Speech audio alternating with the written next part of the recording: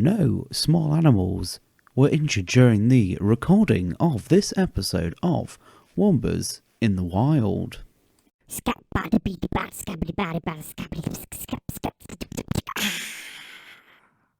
Back, one and all, to this episode 8 of Wumbas in the Wild. I am, as always, one of the people that speak during this show. What's wombling, Wombles? I am the other person that's always speaking during this show. I don't even know if so. This hour-ish of retardation. Yeah, boy. I think that's probably a more accurate description. It's just retard rambling for a prolonged period of time. I'm sorry, but I'm not sorry. Nothing wrong with that. It's your fault for listening. It's not our fault for putting it out there. Hey, you listen, we produce. That's what happens. It's the other way around. We produce, you listen. That's what happens. Oh, great start. I don't even know why I tried to pick you up on that. It's just like I'm the fucking worst for it. Oh man. It's when I'm you know when like you're typing, like you're in a text chat or something, and it's just like you can't be asked to. It's like I don't try and use the wrong, but when it's like when I say should have, someone's like should have, and I'm like you know what I mean. It's like, well, you're the one that speaks English, and it's like, yes, I speak it. It doesn't mean I can do it good. I mean, unless they're typing something absolutely abysmal, then I won't. Unless, like, Tinder is a good example where people do not use grammar. So I always accentuate the point of putting proper pronunciation and grammar in all my I always messages. try and put, like, commas and shit in, and people are like, oh, it's a conjective, adjective, fucking conditional clause, and I'm just there like, yeah, that made less sense than what I typed. It's a fucking comma, mate. That's all it is. It's just put a comma in. It's just a little Full line. Stop. Yeah, just a. I mean, like, if it's like official and shit, and it's actually like something that's important, I will try and not sound like a retard. But a lot of the time, like just group chats and shit, I'll just sound like an absolute fucking spasmoid. And see, but then I do try and use like the right yours. If I put like if I put you are, but then actually put in like a your, not a you are, it's like shit. But it's like it's kind of like, well, it's already there. Yeah, like I didn't think about it, and it's there. It's just like I could correct it, but does it really matter at the end of the day? It's a group chat. I'm a bugger for, I'll send a message, and if I know that I spelled something wrong or typed something wrong, I then send another message with the correction. Yeah. That's what I do a lot. Like recently, well, you don't just asterisk correct spelling it. Well, yeah, that's oh, is that what you do? Yeah. I just thought you like resent the whole thing. I just resend the entire it's like it's not you're not like they're not like your editor where you've got to send like a first, second draft. You're not publishing it. No, I did it recently. I always mess up my ha-has. I did it last night. I put Jar Jar. Jar Jar. So I just said, I was talking to James, our mutual friend, and I just put, ha-ha, Jar Jar as a Spanish laugh. Oh, you know when like your phone automatically picks up like the words that aren't words, but you put it all the time. Yeah. Gunner, that's one my phone knows. This morning when I texted you, I wrote like something completely random, but I was meant to type noise, and it auto corrected it to noise. Brilliant. My phone now automatically corrects shit I spell wrong to noise. Oh, I fucking so that's love it. NOICE for you people at home. And it's like when I type something in and I put you've been, it automatically comes up with Gallimard. Oh, fucking love it. Oh, so man, it's like people, but it's like you know when people are like, oh yeah, when I type fuck, it automatically corrects to duck. Oh, no, when I type duck, mine goes to fuck. Yeah, mine's the same. Mine, if I start putting FU, mine just comes up. Do you mean fucking? I'm like, yes. My phone knows me. It's like fucking shit, cunt. Just like a long stream of expletives. Oh man, fucking love it. But I think that's always the thing with do you ever see any episodes of the American Taskmaster? This just reminds me of it, just saying expletives.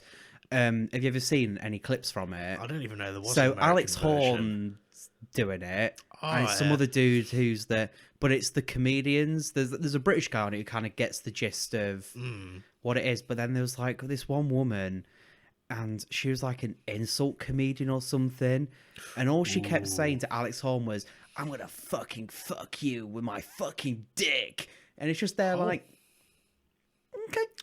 okay. And it's like, I was just sat there like, okay. But it's like, yeah, I feel like they just didn't get where they were complaining about the tasks and stuff. And it's kind of like, I feel like they missed the essence of the show.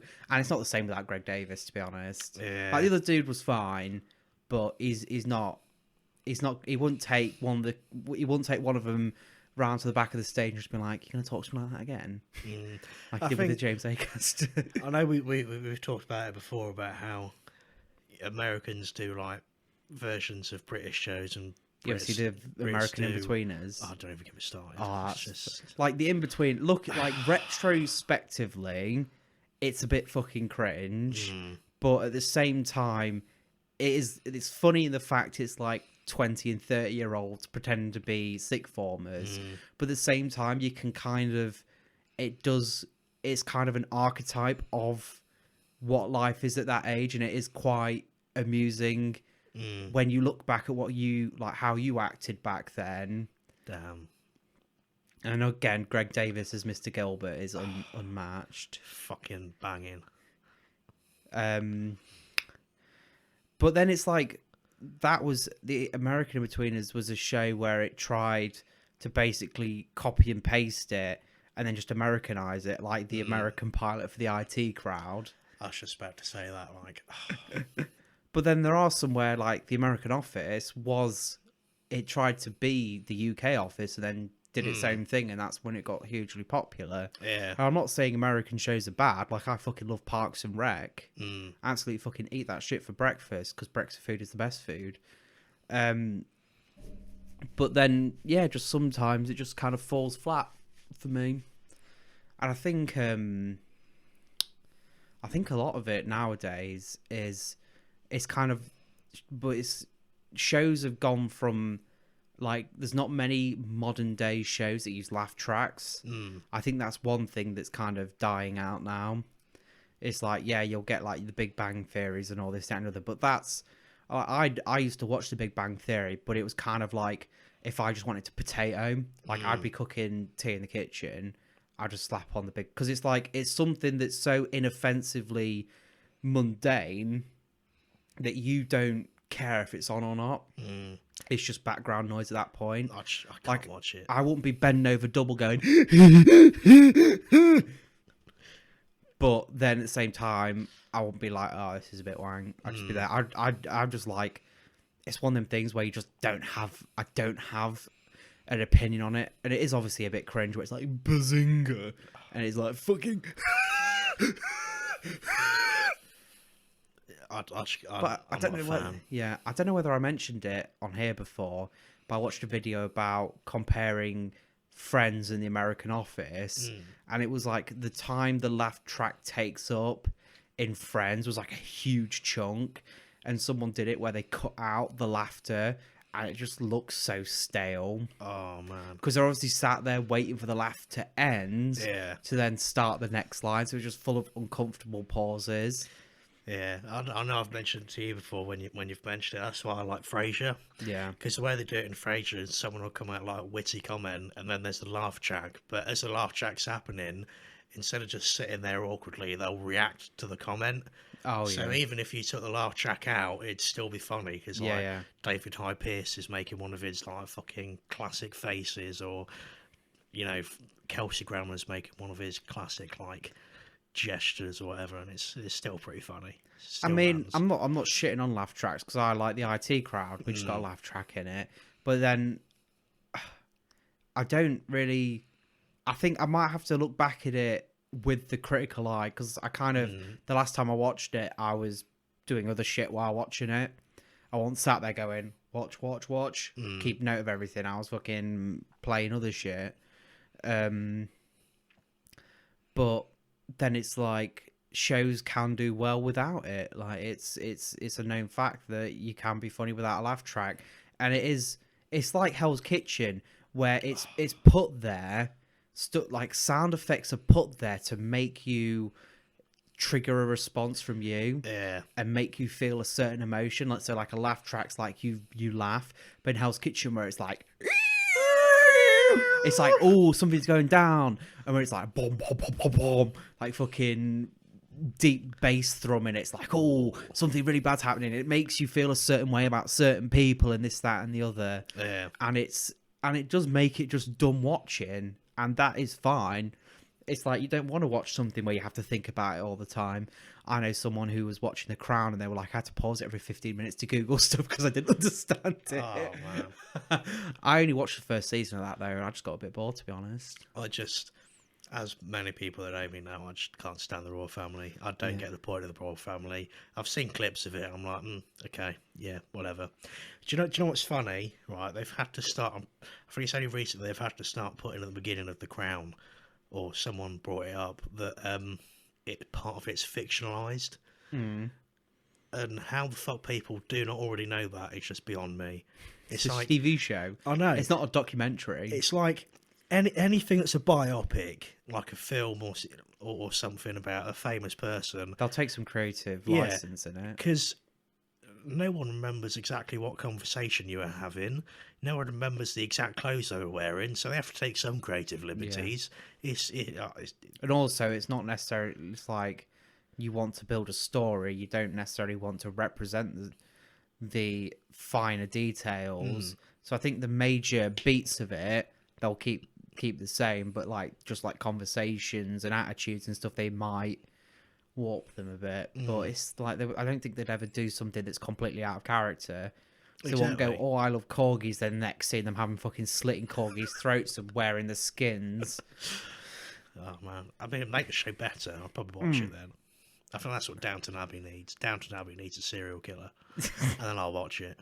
Have you on about killing shit? Have you seen the pictures on the new Resident Evil Village thing demo? Where it's like a fucking tall, massive titted vampire woman, and all these like fucking turbo virgins are just sat on Twitter like, oh my god. Some of the comments just like, oh, I don't want to run away from this. It's like all mummy milkers come stab me. Yeah. It's like, oh fuck. Fucking hell, Jesus. But it's like it's just literally, if it's on the internet, someone will sexualize it, and that's the sad truth of it. Like there's like people like chiropractors who like do Instagram models for free to like for YouTube content, like collabs, and they'll basically like people in the comments will timestamp all the, even though none of it is sexual, all the could be interpreted as suggestive positions in the comments. But that was a big thing with if it's YouTube, if it's made for kids, you can't comment on it.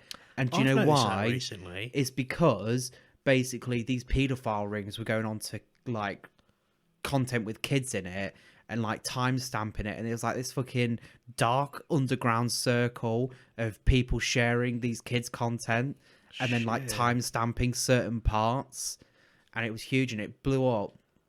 But the guy who did it was like, oh, we need to pull all the advertising from YouTube, this, that, and the other, and he was like campaigning hard, but then he was kind of like, you're aiming at the wrong people here. Like he was going after the advertisers.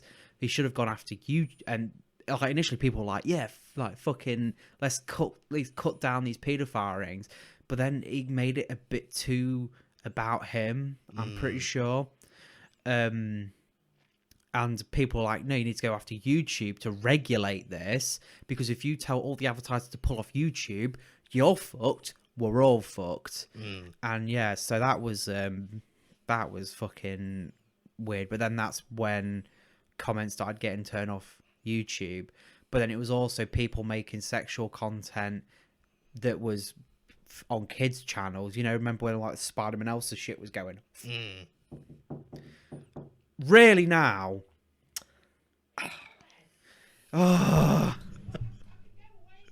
Apologies for that. It was my mum. I didn't realise it was. I thought it was my brother, but never mind. Oh, what were we talking about?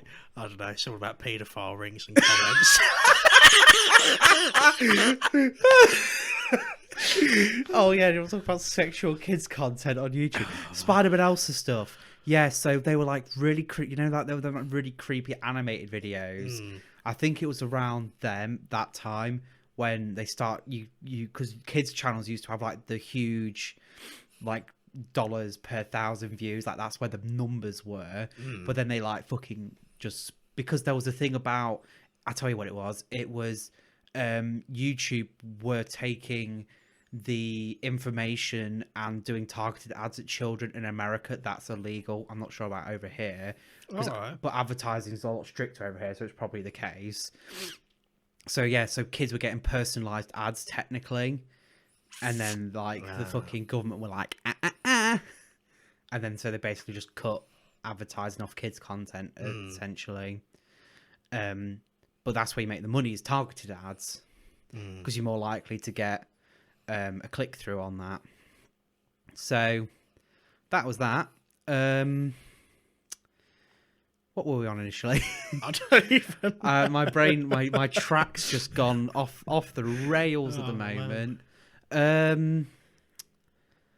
I'll tell you, I've got a good one I've been churning over for a while. Yeah, because I believe we can both find things it applies for.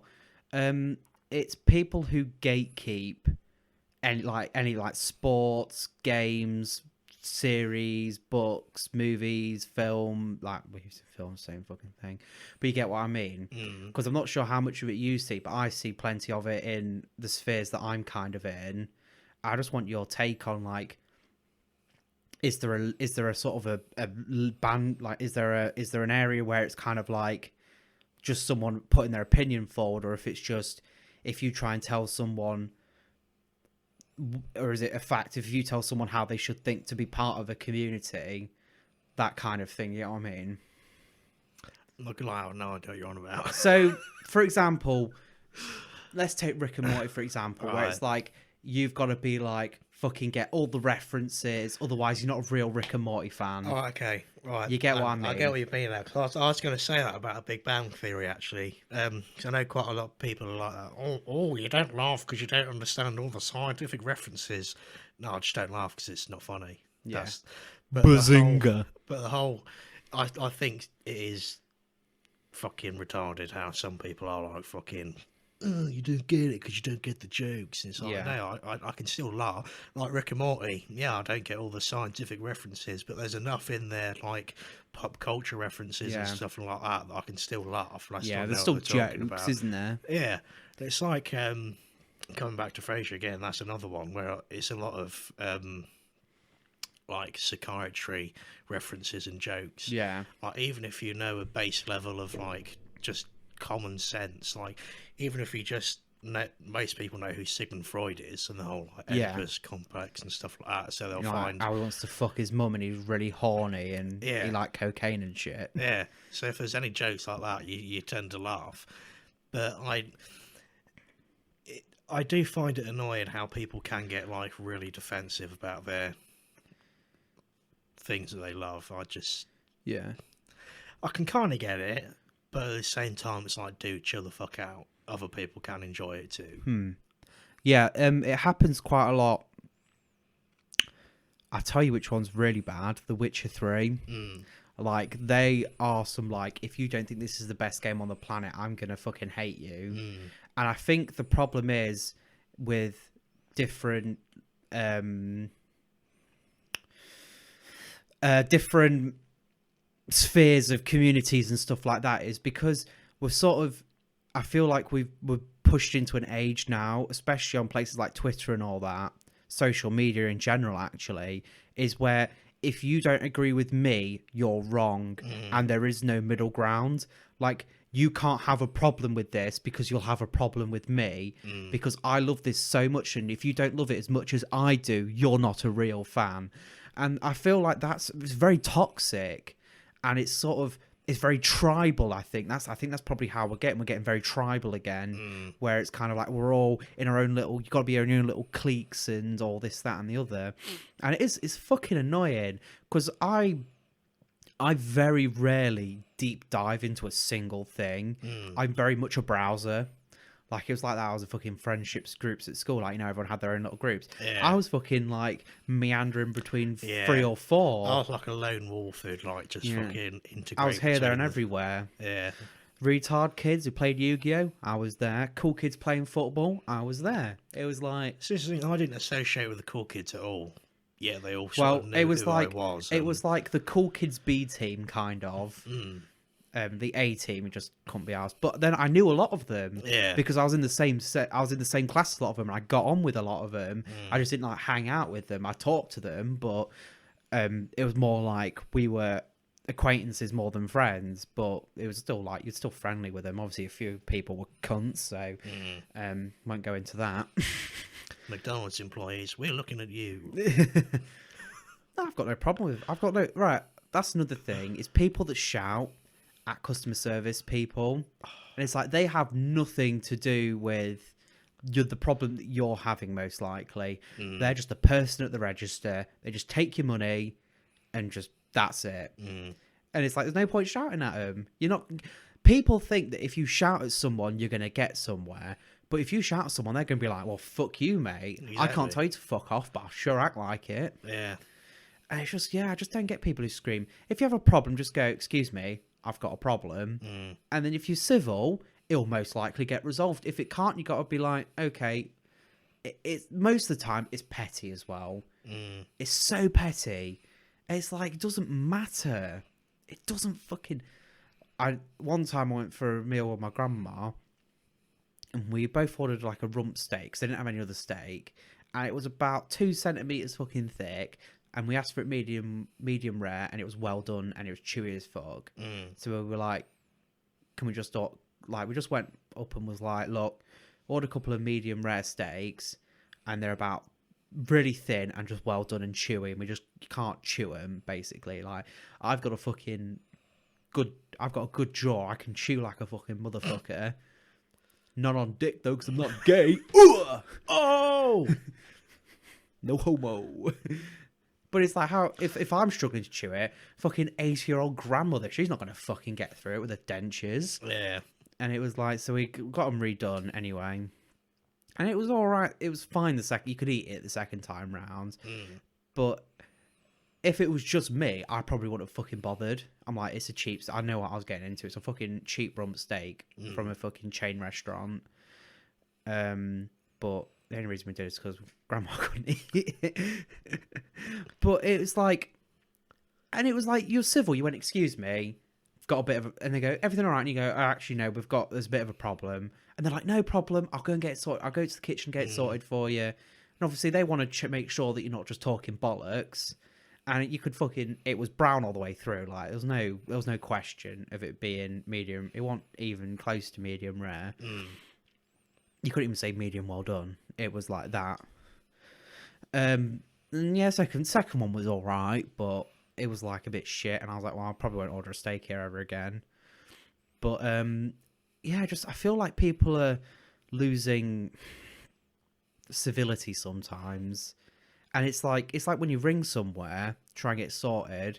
It's like there's no point shouting at the person at the end of the phone because they're just the one that happened to pick up the phone. And it's like there's no point, like, shouting won't get you anywhere, but you can be straight to the point with it. Like, there's no point buttering it up sometimes. You're like, look, there's a problem. Like, this needs to be sorted now. This is unacceptable. But there's no point going, I fucking did this, and I fucking paid this, and I fucking... Because it's just like, being hostile is going to just put you 2 steps back. You're just going to get told, you know what, I can't be asked, because if I talk to them again, they're just going to shout, and I'll just make it someone else's problem. And that just gets passed around at that point. So there's no point having to go at the person picking up a phone. So this is a thing, and I'm sure you know with your various I know. Because there's been times when I've wanted to be like, you fucking motherfucker, But you just have to like, there's a level you can go where they can get where you're coming from without having to like F and Jeff. And there's been times when I've on the phone to Vodafone, and I've literally been picked up and I've been like, look, I'm not being funny. I've paid my bills. Can you put my phone back on? I'm still waiting. Yeah. I've paid. I've repaid. I've done all this. I've switched my phone back on. I've rang you like 3 times. I'm still waiting for you to do what I've asked you to do. Yeah. And then they do it.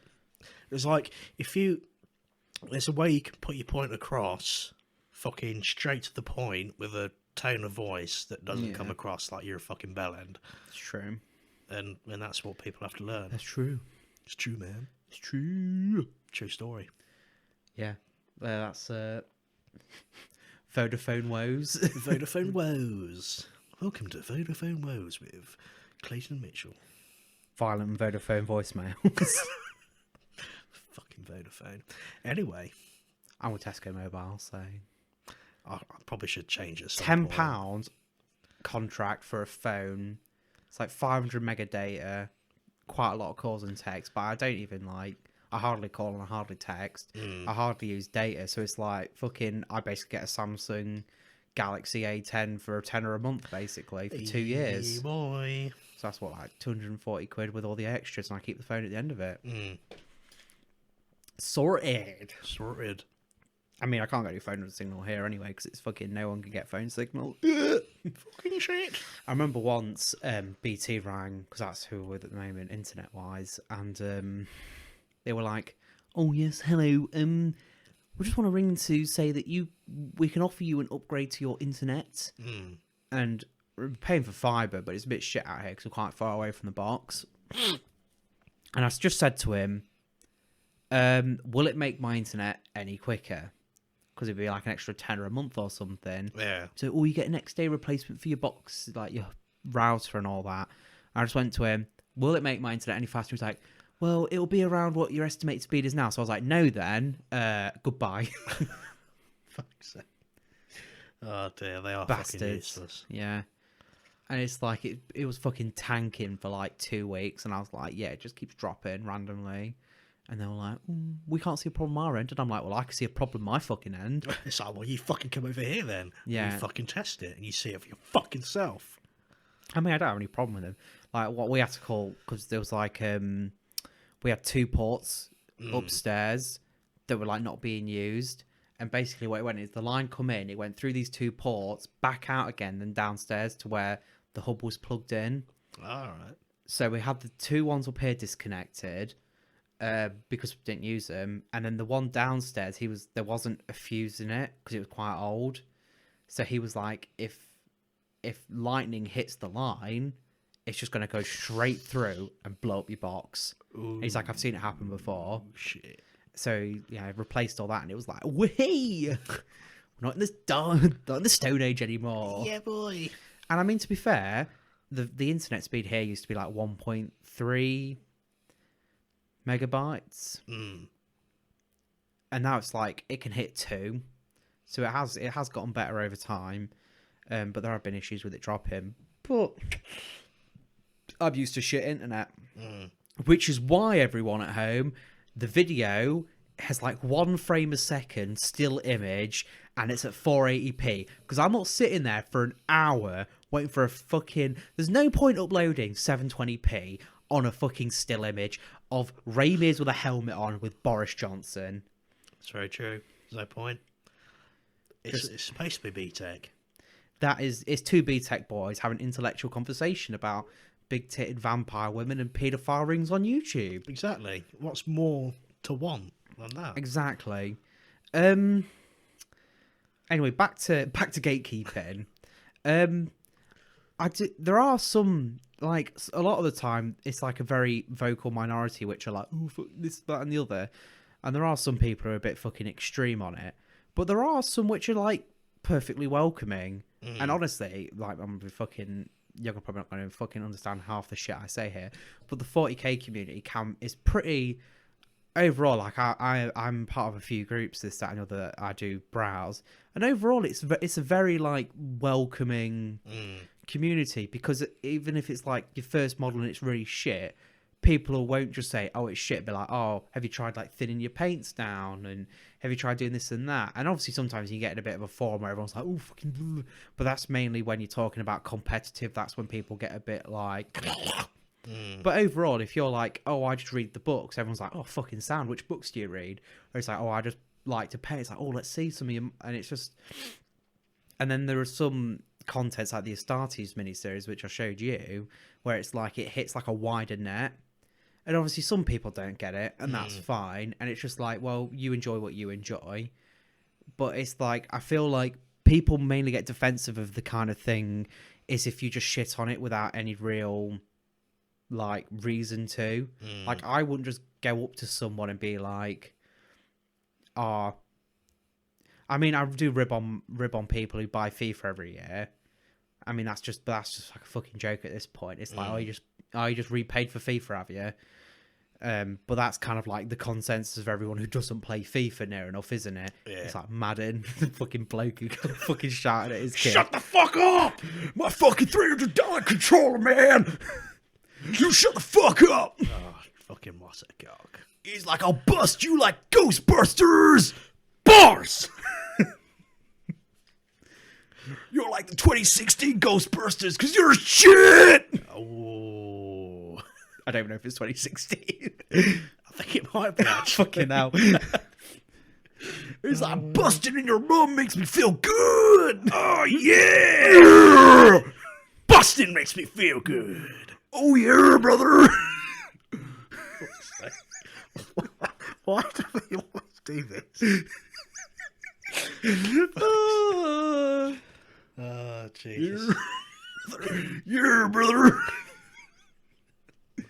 Oh, Jesus always comes back to busting a nut somehow. Oh, Jesus. Busting makes me feel good. Busting. That's a fucking classic, that, isn't it? That fucking slaps. Just busting. Busting bars makes me feel good.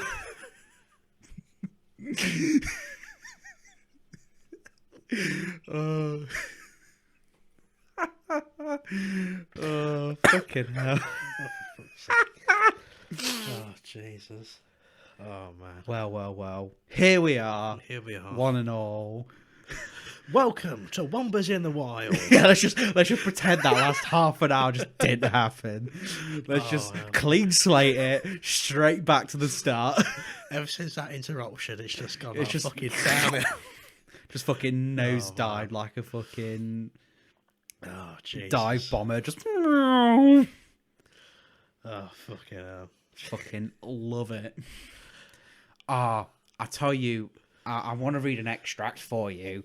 So I was browsing on Audible, and I was looking for some like political intrigue kind of thriller kind of books, because I want to change a pace. I mean, I do like ones that are a bit like that. And I come across this book. I can't remember what it was called. I just screenshotted the first part of the review.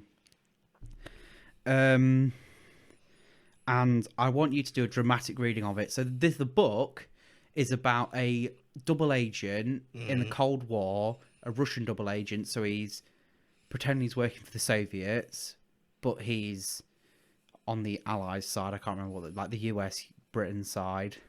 And he basically is in Moscow and he needs to get out. Oh, okay. And read this review on it. There's no like weird fucking Russian names, is there? No. It's if you want to give it a bit of a power read first. I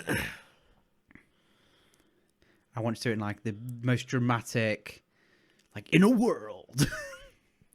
Okay. Let's get comfortable. Just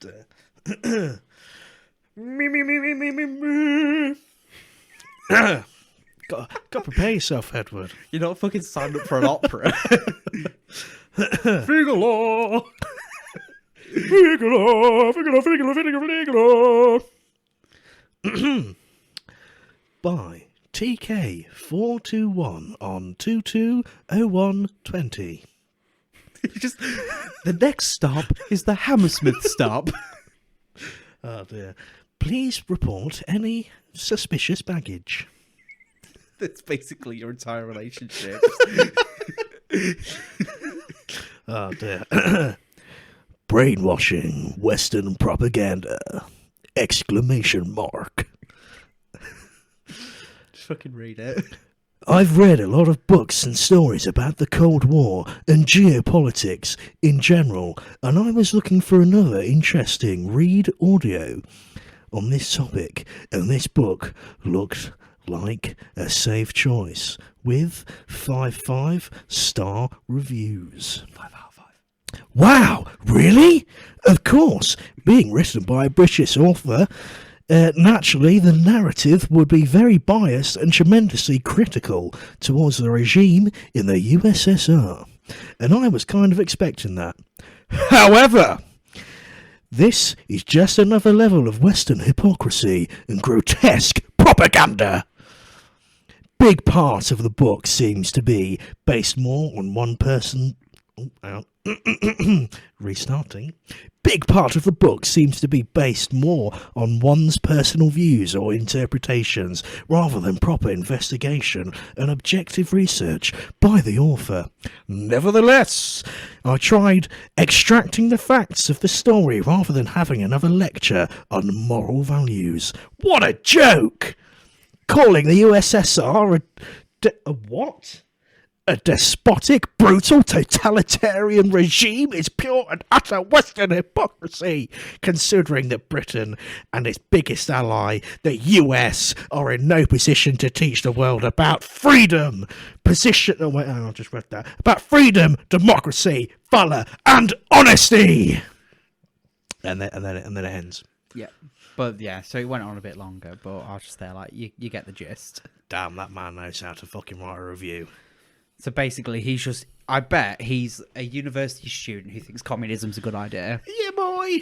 And it's like, but you ever see them people that it's like, that wasn't real communism. And it's like, what are you going to do? Like, 11th times the charm?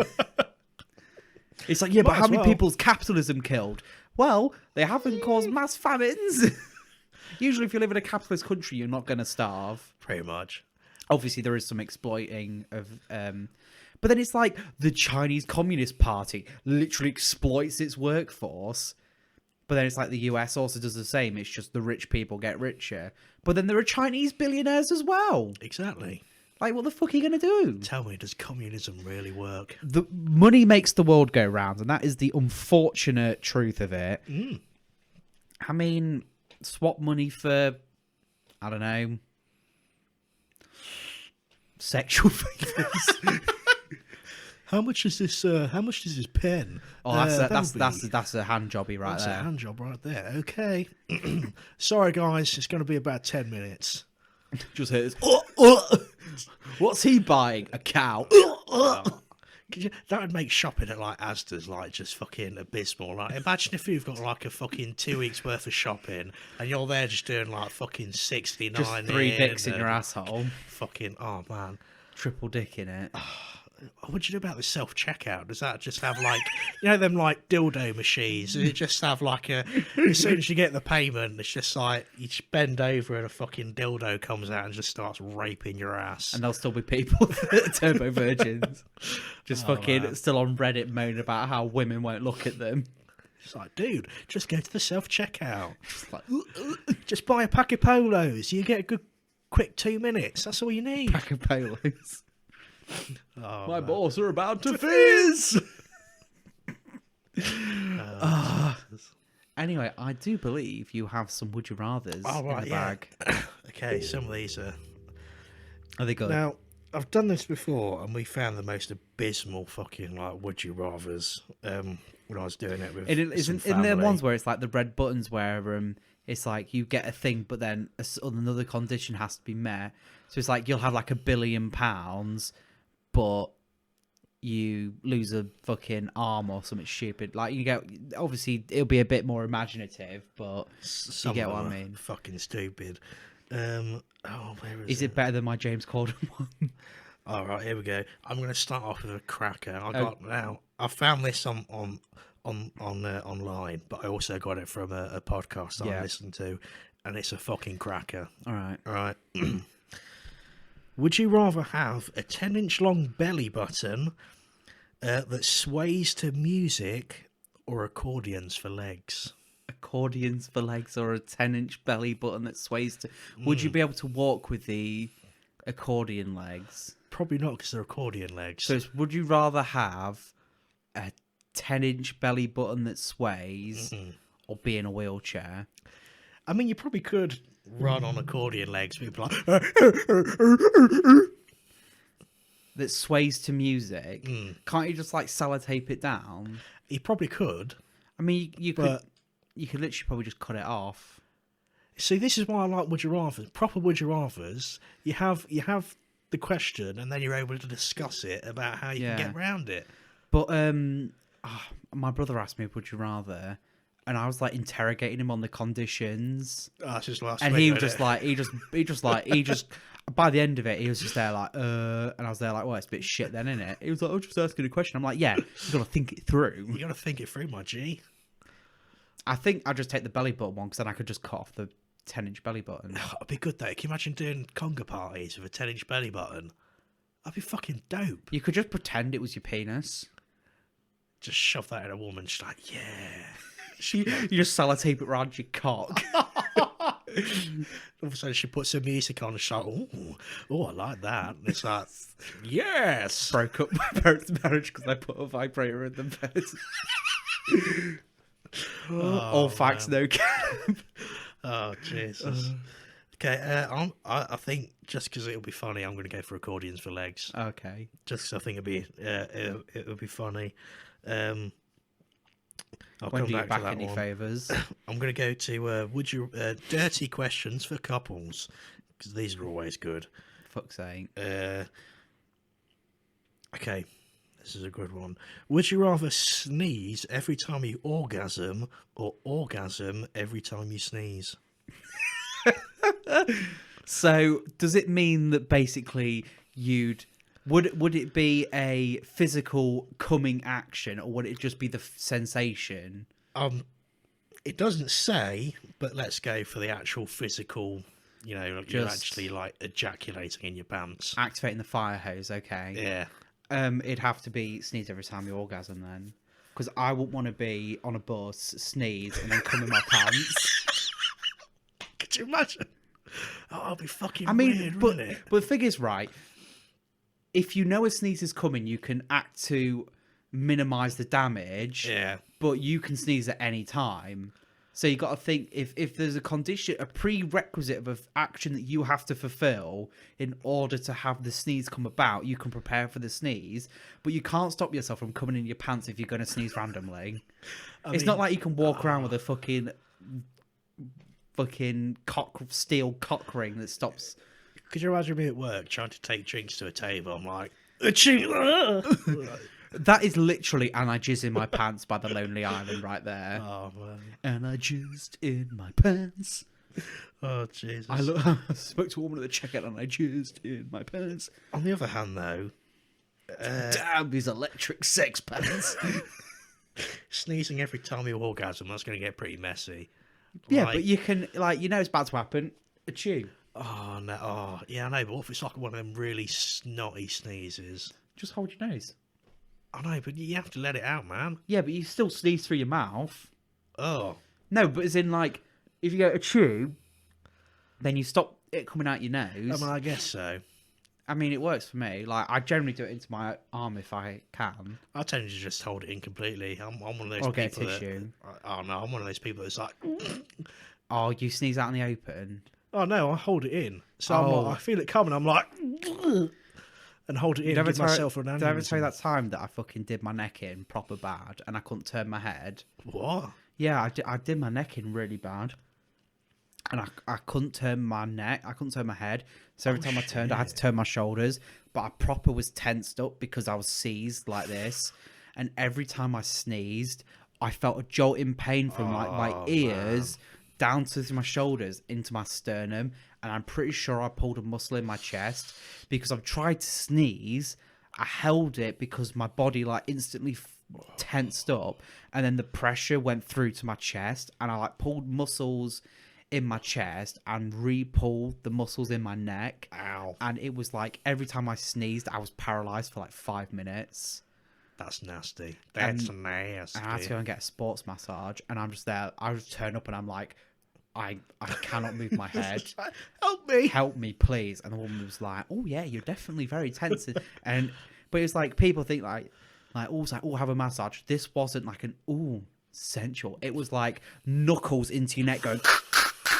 That's what I need. I need one of them. I tell you what though, mate, I stood up and went, oh, do you know what I did? I need one of them where they like stand on a fucking like 20-foot ladder and fucking elbow drop onto your back. That's the sort of massage I need. That's called the WWE. That's literally, if I was in the WWE, my back problems would go instantly. Nah, you'd be just fucked. having like fucking Brock Lesnar just fucking elbow drop. That always reminds me of a clip. It was like John Cena. And it was like Christmas. It was a Christmas present on the side of the ring. And they were like, open the present, open the present. He goes over to it, unwraps it, and it's a fucking ladder in a box. And he's just there like, oh, thanks, guys.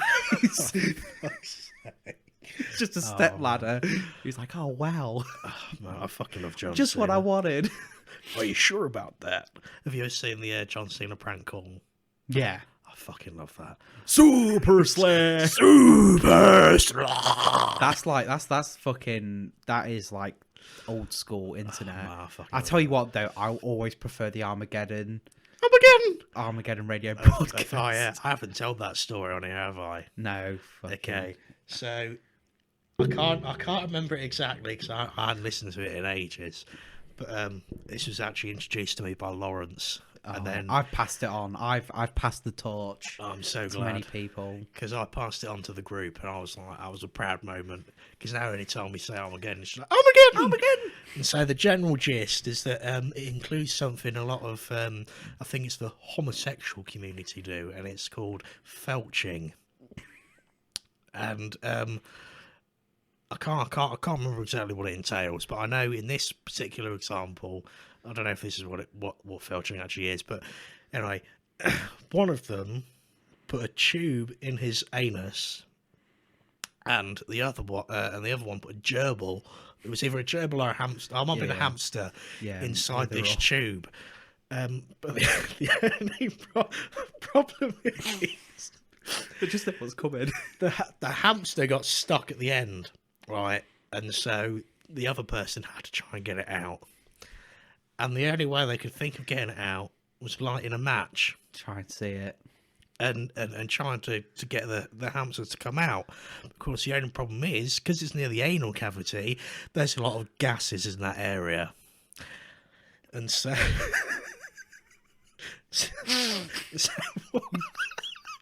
right. I've just realised I'm skipping ahead. So what they were supposed to, I'm pretty sure they were supposed to double end it, and so and have the hamster running back and forth between the anuses. That was supposed to be the idea. Yeah. And as they were doing it,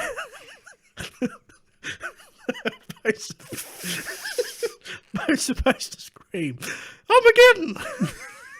I don't know why. I think anyway, it might have been every time the hamster got into their arsehole, maybe. Something like that, yeah. Anyway. Armageddon! And then it just fucking... so the hamster got stuck in the blow or whatever. Yeah. And the only way they could think of getting out was lighting a match. But obviously you got these anal gases. The methane and shit, yeah. And so... Get the fucking Bunsen burner attached to that bad boy.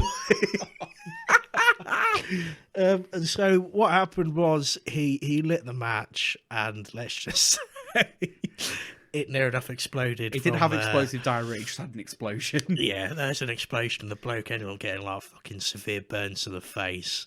And the fucking hamster got launched out. Yeah. That was so he got burned to the face, and the fucking hamster got fucking launched out. I'm pretty sure it fucking broke his nose. Or something like that. I can't remember exactly. It got propelled out by an explosion. A flaming hamster. See if I can find the clip. If you, I mean, anyone that's listening, if you go and look on YouTube, just type in like Armageddon, I'm sure you'll find it. And it'll be like a picture of a hamster.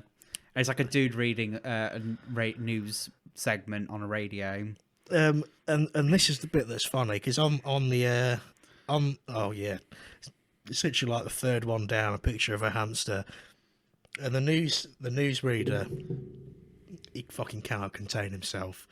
He is just fucking breaking down in tears and laughter trying to read this story. Yeah. It's fucking hilarious. Oh man, that was some fucking good times. I remember. Armageddon! I cannot hear that word. That was basically our fucking bogies, wasn't it? Oh, pretty much. Fucking bogies. Yeah, bogies. Fucking Dick and Dom in the bungalow. Fucking hell. Jesus. What about Taskmaster again? They were a clip of them was on Taskmaster. Oh shit! Because it was like them prize tasks, and the task was find the best pair of things, and one of them got Dick and Dom to sing Gregor's song, and I can't remember which one, but one was playing. I think it might have been. Which one's the small one? Dom, I believe. Yeah, so he was playing like the ukulele, and they were both singing along. And the tall one, and Dick, he looked like he was like fucking 20 years older than the other one. That's the only problem. They're getting on a bit now, aren't they? They got to be like their 50s or something. Oh, fucking Dick and Dom in the Bungalow was that like 2000, wasn't it? Early 2000s. Such a good show. Dick and Dom. Go, Dick and Dom in the bungalow. Fucking all the slime and shit. Thing is, like, kids, everyone thinks that the craze these days is like slime and stuff, like kids playing with slime. But it's like, slime tanks have been a thing since like the dawn of fucking 2000s television, basically. Even before that, even like before the fucking 80s game shows and stuff like the 90s. I want Alive then, so I don't really watch. Well, neither was I, but I know. Yeah, these but things. you're at heart like a fucking 70-year-old man. So. I mean, that's true. I should have been born in like the 40s. So by the time I was in my late 20s or like early 20s, I was in the swinging 60s. Oh, don't say you were born in the wrong generation. I'll fucking punch you. I genuinely think I was, because all my favourite music. Shut the fuck up. Is like shut the fuck back up in the day, and that's when the film was great. That's what edgy teenagers say when they want to fucking be like, "Oh, I'm too cool for this fucking generation. I was born in the wrong one. I should have been born in the fucking." One man our friend James hate is when people are like, "I can't function in the morning unless I've had my coffee." It's like you. I mean, I can function. I'm just very tired until I have like 7 coffees. I'm like, exactly. I don't have a coffee in the morning at the weekend because I have no reason to fucking buzz the fuck out my brain. But when I sit down at work, mate, I'm like, I fucking need one. See, I went through a period. I drank nothing but tea for years. And then I sort of rediscovered coffee, and I was like, actually, this is quite nice. I've always been half and half, but I've gone to drinking coffee more now because I can't be asked to take the time to get a good cup of tea. Well, this is the thing, because I ended up going from drinking no coffee at all to just drinking nothing but coffee and occasionally tea. It's mainly at work, though, because at work we have the water boiler thing, but the water isn't boiling. So tea's always tastes a bit shit with it. So I drink coffee at work all the time, and I've stopped really drinking hot drinks at home. If I go over to, it depends what mood I'm in really at home. So I have coffee as a bit of a treat now. If it's like a weekend, we've got some. Coffee's good for if you want to try and lose some weight. Because if you just have black coffee, there's no calories or anything in it. Black coffee and water is supposed to be like real good for weight loss. Because it like gives you the energy to try and burn stuff. Like gets you more stimulated. And water is just good at getting shit out your system. Flushing it all out. I mean, that's why I usually have a Voss bottle kicking about, because they're fucking like 800ml. And I can slam like 3 of them easy in the morning. I'm very particular about my water, though. Just water's water. Because, see... Do you like warm water? Oh, no, I have to have cold water. Right, when... I remember once, I asked, someone was like, oh, I was like, what, do you want anything to drink? And they're like, I'll have some water, please. And I gave them a glass of water, and it's like, oh, I meant hot water. What? And it was like, what? It's like, yeah, just like hot water out of a kettle. And I'm just there like... Are you mental? Can you please repeat that? Oh, why? I don't know. People just like hot water. Oh. So that's the shit you either put your tea on, your coffee on, or in a hot water bottle. Or in gravy. That's true, yeah. Gravy granules, yeah. Oh man, no, I'd tell them to get out of my house. I'm like, get the fuck out. Well, of it my was at work, so I couldn't really tell them that. Unless they're going to put like a slice of lemon in it. In Yeah, that case, I can get like. Yeah, people do them get like that. lemon honey things if they got like a cold and stuff, don't Yeah. they? But just hot water on its own. No. Hot water. The only time we drink hot water on its own is when you're in the shower and you think, I know, I'm going to drink some shower water because why the fuck not? I tell you what, I used to have a lot, but I don't have any more. Is hot juice. What? Yeah, you get some like squash, like fucking like apple, like blackcurrant cordial, hot water on it. Have you never had it? That's fucking disgusting. It's not. Man. It's actually nice. That is disgusting. Have you ever had it? No, and I won't ever have it. Right, well, you're fucking having some right after this. Oh, if you want me to vomit all over the floor, yeah. It's just literally hot squash. Oh, man. There's nothing wrong with it. Squash is supposed to be had on like a 30-degree day at like a fucking sub-zero temperature. Is the only way to enjoy squash. It's fine. It's not. It's got taste to it. You either have squash from a cold tap, or you have it and you put it in the freezer, and then you have it as like an ice lolly. That's what you do. You don't put hot water in squash. It is genuine. Like that is just. I know loads of people who've had hot squash. That's just wrong. It's not. You've never had it, so you have you have no sway in this conversation. Just because I haven't had it doesn't mean it means you shouldn't have an opinion on it because you don't know what it is. I can't have an opinion, and I will have an opinion. No, you fucking won't. It's my way or the highway. Bitch, please. That's what it is at my house. You're not in your house though, are you, little shit? So we play, my way, or you fuck off. We play Monopoly my way, or you fuck off. That fucking millennial Monopoly's in the cupboard somewhere. I've not touched it since that one game. I can't believe we actually played through that. I can't believe that you wankers bought it. I didn't buy it. Oh, is it? It was Dan that bought it, man. It was like you chose the worst fucking Monopoly to possibly get. So you got all these different versions of Monopoly now. You got like Cheaters Monopoly. You got like Speedrun Monopoly. And then you got all the themed Monopolies. I tell you what, my favourite card game to date is still bullshit. Oh, I fucking love a bit of bullshit.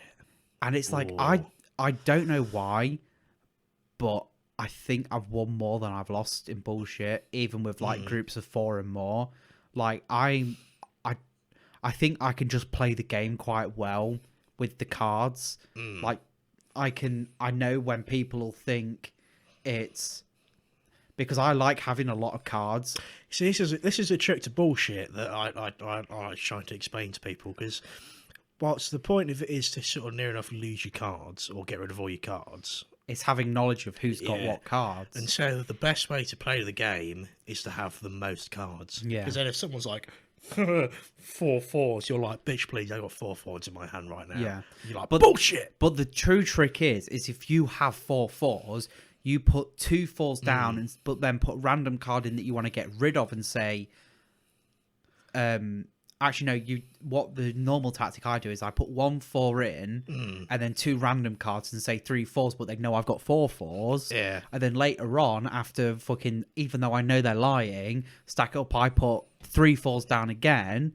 And if they call it, then it's like, oh, bitch, please. But then in the meantime, I've got rid of all these other, because you want to keep sets. You want to try and keep as many sets as you can, and then you can play around it. And then, so then I really enjoy it because it's kind of like, it's like bluff. It's like poker kind of with, you've got a bluff, but there isn't really, I don't really care about having a stake in it, because I think if I played poker, I'd be too scared to lose my money. Because I think people kind of trick themselves with gambling, where they think it's about winning, but people actually go there and the thrill is when they lose, because then they're like, oh, I can win it back. That's the hook there. It's not winning. It's not like I'm going to win big money. It's I'm going to make the money back that I've lost. And that's where they get you with the fucking fish hooks, I reckon. Bastards. Would you ever go to Vegas? On a very strict budget. Like, I'd have to save for it and then be like, that is all I'm spending. I think I'd go more for like the attraction, like just have a fucking gander around, but then I'd go low stakes on everything. Yeah, I wouldn't mind going at some point, just having a. I'd rather go gander. somewhere else if I went to America. Like, I just want to see all like the fucking big shit, you know. See, I've always wanted to go to Louisiana, like New Orleans. Oh yeah, because I'm a bit of a country boy at heart. country roads take me home. A little bit of a history buff, so I'd like to go around like all the the plantations and stuff like that. So West Virginia, Mardi Gras as well. Obviously, that's, I think some titties. Before I'd go to America, I'd want to have like a bit of a fucking trip of Europe first. Try and like see stuff a bit closer to home. But then, yeah, I think I don't want to sound really bad here, but I think America would be a bit like people go to like Thailand and stuff like that. But I'd always kind of feel like I'd always feel a bit uneasy going somewhere like that because you hear horror stories of people like going to fucking prison and shit and getting stabbed and whatnot and murdered. And it's kind of like it is true for a lot of countries like that. My mum and I watched a thing on BBC recently, based on like a gem dealer back in the day, and he used to use backpackers, and he'd get them to come to where he lived, and he'd drug them and keep them there and fucking just keep them drugged up, and then sometimes he'd kill them. Then he'd use their passports to fake ID, essentially put his picture on their passports and use it to make all this money and shit. And I think that's in Thailand. if I ever went, very true. I think though, if I went somewhere like that, I'd just like stay in the hotel resort because it'd be like places like Egypt and all that. I know they are advised, like especially to like women and stuff, where it's like stay in the resort. The security, it's safe. Just stay in the resort. Because if you leave, something could happen to you. I know a lot of the times they say like, if someone offers you like a fucking camel ride, don't take it because they fucking take you to the middle of the desert and then they leave you there. And I know a big thing is also they always say like, you know, when the kids come up and they're like, oh, buy my stuff, and it's like, don't never take anything off them. Yeah, because they'll fucking like shank you and stuff. Fucking shank well, you, no, bitch. I think it's the thing where if you hold it, they go, you got to pay me now. Yeah, and that's one of the big problems about a lot of these countries. So you have to be really careful where you go. Which is why I think I'd rather go somewhere like America, like Australia, New Zealand. They'd be quite nice. Oh, New Zealand. But I don't want to sound like I'm being like really judgmental of them kind of countries. But it's like, I think it's just I'm really anxious for that kind of thing. I mean, don't get me wrong, if I was in that kind of situation, I'd freeze up. Yeah, because I mean, I would like to go to Thailand. You know, they've got some fucking nice fucking mountains and stuff. Yeah. But at the same time, But I wouldn't want a backpack now. Yeah, when I think if I went if you're there, on your I'd own, want to have a bloke that'd be like, "I've got you sorted. Yeah, like stick with me, you'll be all right." Because you see it in the news quite a lot these days. A lot of young backpackers that go out on their own, and they're usually the ones that end up getting into trouble because they don't really know what they're doing. Yeah, and I think obviously, like we say, you know, it's not all of them, and we're not saying they're all bad. You know, there's a lot of good people there, but some people will exploit the fact that you don't know where you are, and they'll take that and use that as an advantage to get you to do things you don't want to do. Like Mexico, I wouldn't mind going to Mexico, but you hear some fucking dodgy stories about Mexico. You know about them like Heaven's Gate people, Heaven Sent, and they all went to Mexico to get fucking their dicks chopped off because like one of them tried to do it themselves. Like one of them was a nurse and they tried to do it and it like fucked up completely. Yeah. So they went to Mexico to get their penises cut off. Fucking mental. But I think it was, I remember reading a story about a guy and he was like, man goes to Mexico to go on a week bender of cocaine and hookers before he kills himself, but then decides life's worth living. So yeah, he goes to Mexico to go and kill himself, but he's like, I'm going to go out in a bang, and just goes around fucking taking drugs and fucking women. And by the end of it, he's like, you know what? I think I can manage. Fair enough. Sometimes it just takes that one little thing. Yeah. But also, I think the thing about going long distances is the financial implication of it. Like, you could, because it's just distance really. At the end of the day, like we could very easily go to like Belgium, Netherlands for like 50 quid and then pay for a hotel. And that's pretty much like you can get really cheap flights in Europe. Obviously, it's a bit different. I don't know how the prices will be affected, and obviously visas and stuff like that affected now with Brexit. But it's something I want to do now, especially because I'm able to. But it's just money at the end of the day, isn't it? That's the problem.